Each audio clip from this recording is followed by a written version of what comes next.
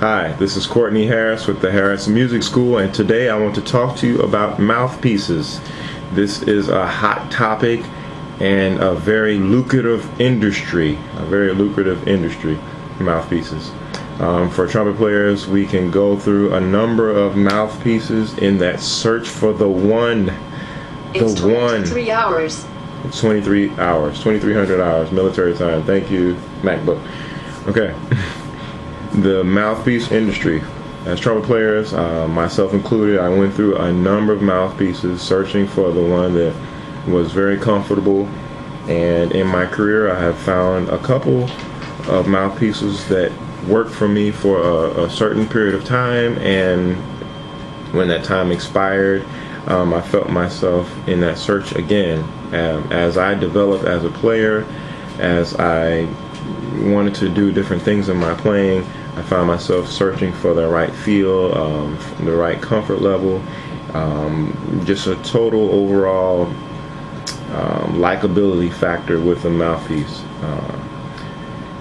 I want to show you my collection that has diminished.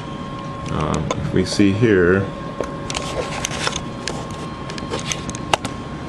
okay, what we have here, I'll just go off and name what they are, and talk to you a little bit more about what's going on here. Alright.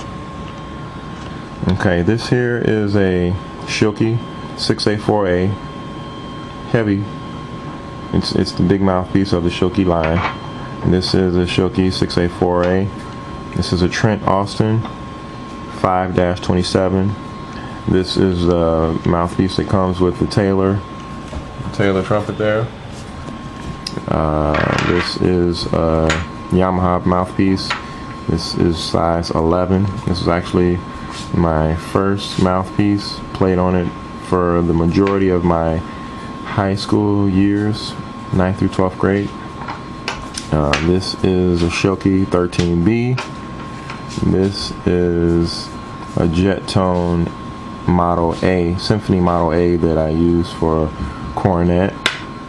This is the Bobby Shoe flugel piece. This is the little mouthpiece for marching band. It doesn't get hot, doesn't get cold. And so what is this? That I've never used, by the way. And this is a Dennis Wick 5E. This is a Shilky 9C4, Shilky 13A, 4A, Shilky 11A. Now you notice there's a lot of Shilkys. That's because these are the mouthpieces of choice that I've used prior to the last 2 years.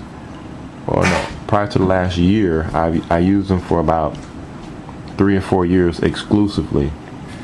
I tried the 6A4A. It was nice, but I actually love the 13A, 4A, 13B for concert band jazz work, 13A, 4A for lead type stuff.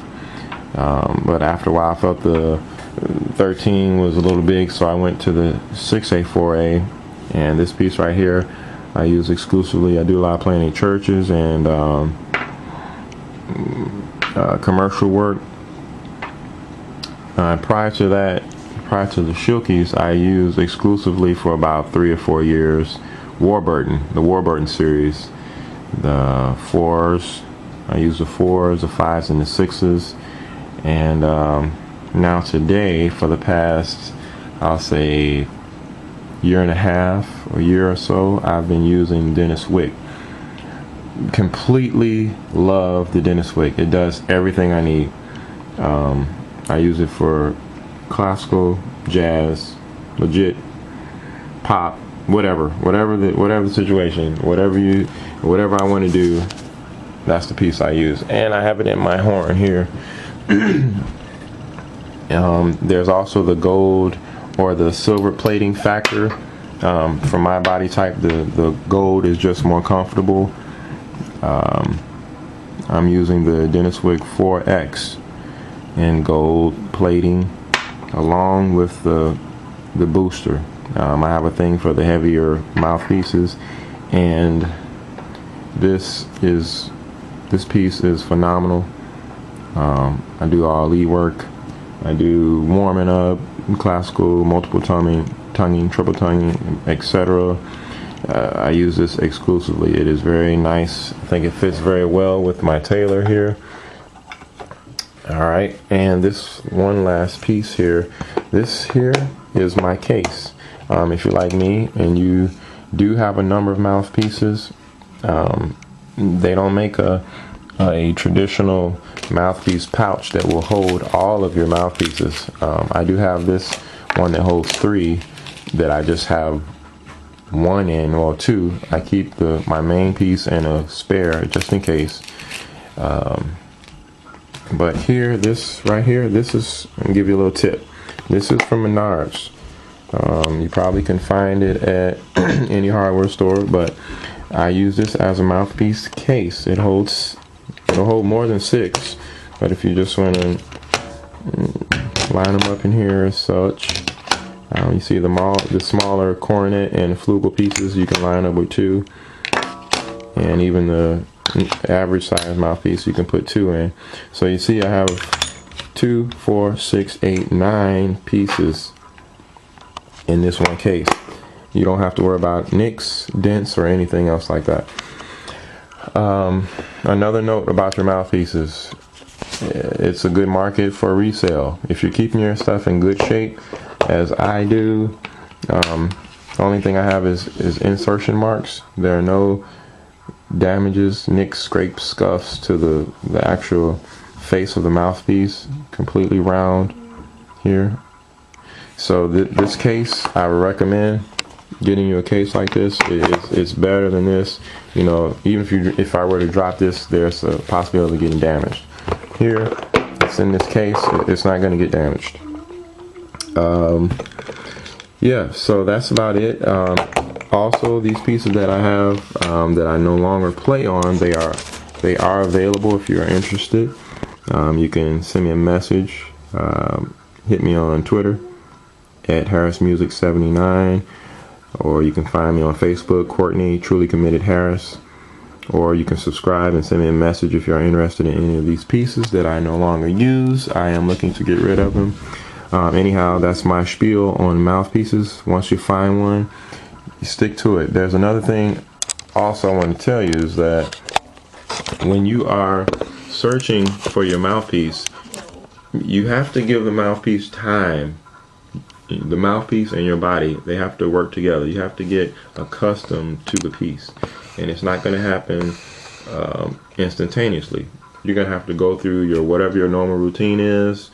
If you're doing the warm-ups, like one of my other videos you can find about warming up, you have to give yourself time. I would say a minimum of about 2 weeks to work into that piece. Initially, it's going to work just like everything else you're doing with your whatever the piece you're playing on primarily. But after a couple of days, you're going to notice a change with the piece, whether it be good or bad. If there's something that attracted you to that mouthpiece, you have to give yourself time to work into it. Just one day is not enough time to see if that mouthpiece is going to work for you. Initially, with the piece that I have, the 4X, I played on it for about 2 days. I liked it, but my upper register wasn't speaking as it did prior to with the 6A4A, which I played on, as I said, for a couple years in the Shooky line. I continued to press through it because I love the sound that I was getting in combination with my horn and some of the exercises that I was doing and my music. So I stuck with it, and it is phenomenal. I love this mouthpiece. I need to get a backup. I like to have a backup just in case. So I'll play just a little bit of something here. This is a little polka medley, and then I'll play something else right.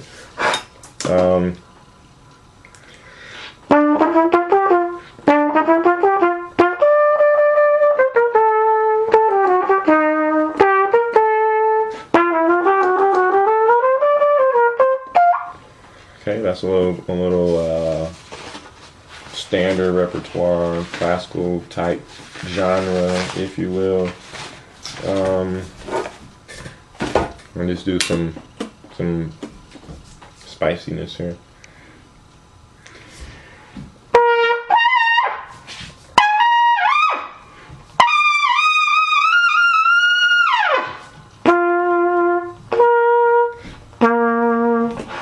It speaks. It does what I want. It gives me the sound that I want, that I like, and I can switch back and forth without switching the mouthpiece for whatever style that I want to do.